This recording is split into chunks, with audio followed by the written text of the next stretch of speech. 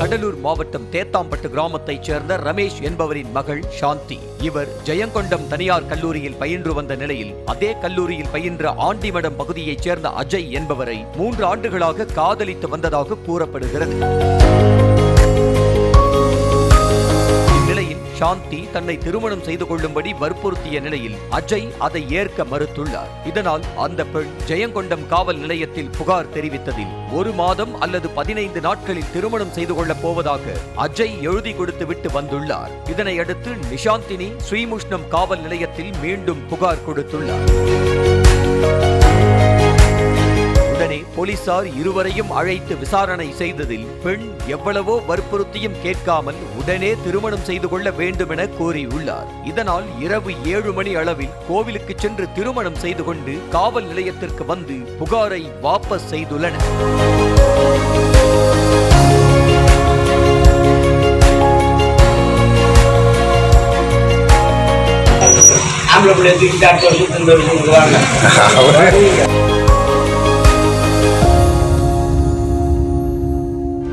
செய்திகளை உடனுக்குடனும் துல்லியமாகவும் தெரிந்து கொள்ள சப்ஸ்கிரைப் பண்ணுங்க.